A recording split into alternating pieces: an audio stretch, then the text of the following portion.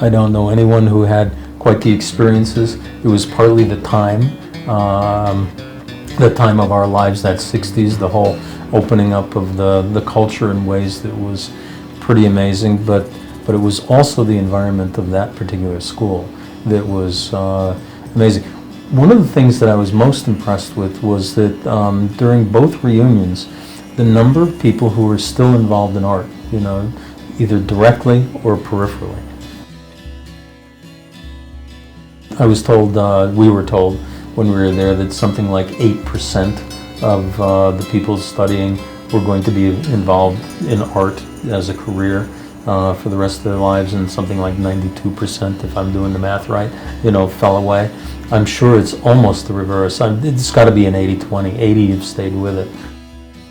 And I remember going into George Chaplin's class, and we were given a problem to work with mass, right? Get rid of the line, get rid of the thing, get rid of all this stuff, and just look at mass. And I went back to this tiny little room that I was renting on Grumman Avenue, and Rufus Russis was my roommate. I'd set up a door, a hollow core door, on a couple of 2x4s for a drawing bench, and I started drawing. And he wanted a couple drawings for the next class in a day or so. And I started drawing, then I did 1, then I did 2, then I did 4, then I did 10. You know, pretty soon I've got 15 drawings that I'm really absorbed in and really are working out all these things. And I remember being fascinated by the process, stopping to take a break, going outside and sitting on a stone wall looking into the fall foliage across this lawn, and in the late afternoon, and realizing at that point that I was going to be painting for the rest of my life. I had found something in my life that could absorb everything that I could give it. It was in the library. I remember the first time that I experienced the collapse of time through art was also at Silvermine. And I had been looking at a lot of Rembrandt's work and was fascinated with him, and was in the library looking through a book, and there was this page that I opened it up, and there was a small Rembrandt print, which I still have, that was on cardboard. One of the things that Silvermine did was it created almost a hermetically sealed environment where art was the central focus. It was life. It was I felt, as I think a number of others did, that if everybody in the world just learned how to draw, we would have world peace.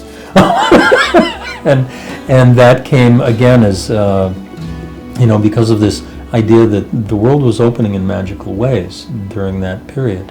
And one of the most difficult times I had was the transition after Silvermine into a world where it appeared nobody cared. I had gone from an environment where everybody cared, you know, every single student, every single instructor, everyone that you encountered during the course of the day and the night, and the 24-hour, 36-hour drawing sessions that we had, you know, with people that Bob Gray brought up from Philadelphia, I think, and all of this intense activity. Once you were outside, and I had to go to work as a construction laborer, and worked for a tree company, and then, you know, and then worked for an small ad agency as a paste-up guy, and all of this stuff. The creative work went into the attic in the evenings and at night, and there was no one to discuss it with during the day. I realized that Silvermine had its own lifespan.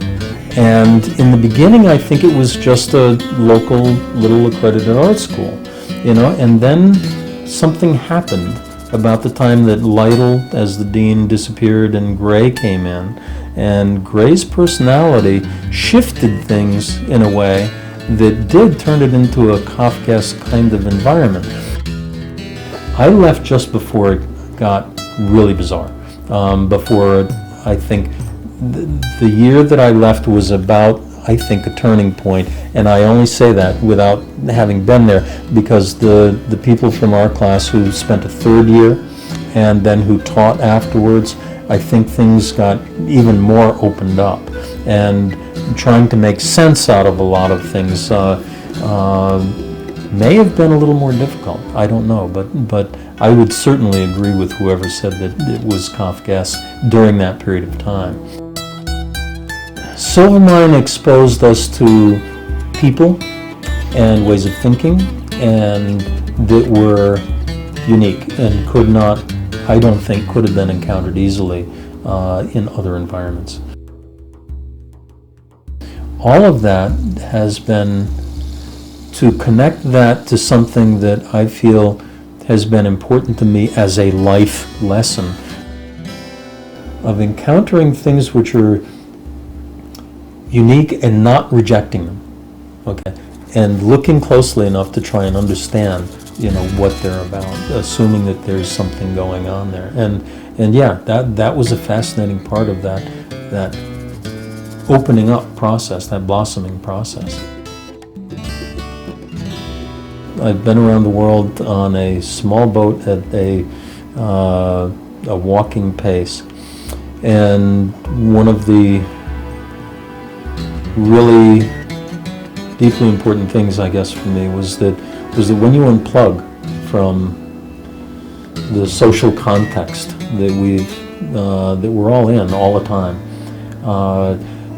you don't realize how much cotton batting there is around us, how much flack, how much static, how much energy there is distracting us in so many ways all the time.